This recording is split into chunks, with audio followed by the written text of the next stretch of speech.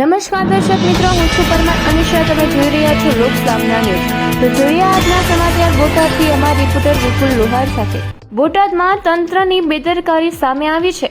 Tower road ઉપર નવો જ બનાવેલો રોડમાંથી ડામર નીકળતા લોકો લપસી પડ્યા. જો વાત કરવામાં આવે તો બોટાદ શહેરમાં દીનદયાળ ચોક વિસ્તારમાં આવેલા ટાવર રોડ પર તાજેતરમાં જ ડામર રોડ પાથરવામાં આવ્યો છે, જે તીવ્ર ગરમીને કારણે ઓગળ્યો છે.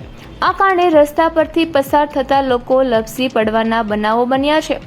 આ ઘટનાનો એક વિડીયો પણ સોશિયલ મીડિયામાં વાયરલ થયો છે. હાલ ઉનાળાની કાળઝાળ ગરમીમાં ડામર ઓગળતા વાહન ચાલકો અને રાહદારીઓને ભારે મુશ્કેલી પડી રહી છે. રોડ પર ડામર ચીકણો બની જતા વાહન ચાલકોને પોતાના વાહન ચલાવવું જોખમી બન્યું છે. સ્થાનિક લોકો દ્વારા રોડ પર પથરાવવામાં આવેલા ડામરની ગુણવત્તા ઉપર ગંભીર પ્રશ્નો ઉઠાવવામાં આવી રહ્યા છે. જો તંત્ર દ્વારા સારી કામગીરી કરવામાં આવી હોત તો કોન્ટ્રાક્ટર દ્વારા સારો રોડ બનાવવામાં આવ્યો હોત તો ડામર કેવી રીતના રોડ ઉપર રેલાય. હાલ તો આ સમગ્ર ઘટનાને લઈને બોટાદ શહેરના દીનદયાળ ચોકથી ભાવનગર રોડ તરફ જતો આ રોડ ઉપર ડામર ઓઇલની જેમ રેલાઈ રહ્યો છે, જેના કારણે રાહદારીઓ લપસી રહ્યા છે. અનેક મહિલા સહિત લોકો આ ડામર ઓગળતા રોડ ઉપર પડી ગયા હતા. અનેક લોકોના ચંપલ તૂટી ગયા છે. તેને લઈ લોકોમાં તંત્ર સામે રોષ ફેલાયો છે. અનેક વાહન ચાલકોને પોતાનું વાહન ચલાવવું મુશ્કેલ બની રહ્યું છે. તંત્રની બેદરકારીનો ભોગ હાલ બોટાદ શહેરમાં લોકો બન્યા છે.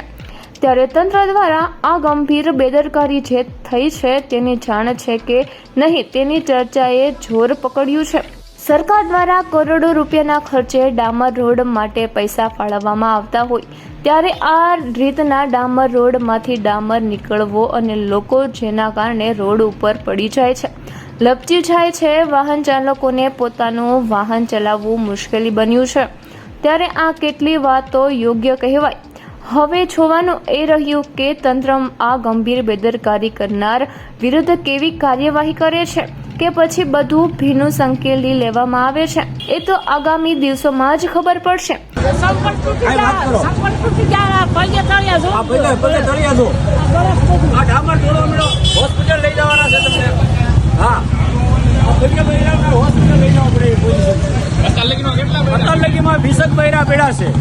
આ બોટાદના પિંજિયા રોડ ઉપર એટલો ડામર પીગળે છે કે 10 જોડી ચંપલ બધાના ચોંટી ગયા છે.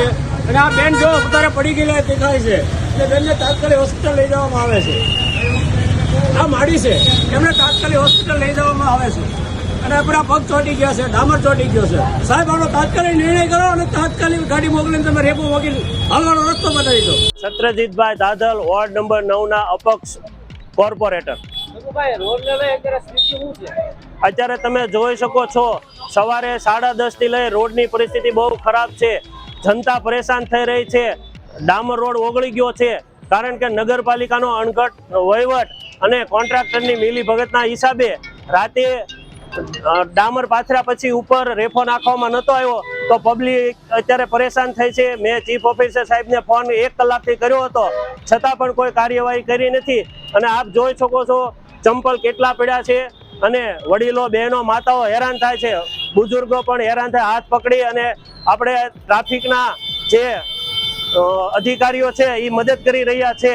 અત્યારે ધૂળ ઉડાડે છે તો લોકોની દુકાનોમાં તે પણ તકલીફ પડે છે. તો યોગ્ય કરવા મારી બોટાદ નગરપાલિકા અને 40 સીટો ભાજપને આપી છે તો કોર્પોરેટરો એકેય પણ દેખાતા નથી. તો યોગ્ય કરવા વિનંતી. તો ફરી મળીશું એક નવા સમાચાર સાથે. ત્યાં સુધી જોતા રહો લોક સામના ન્યૂઝ.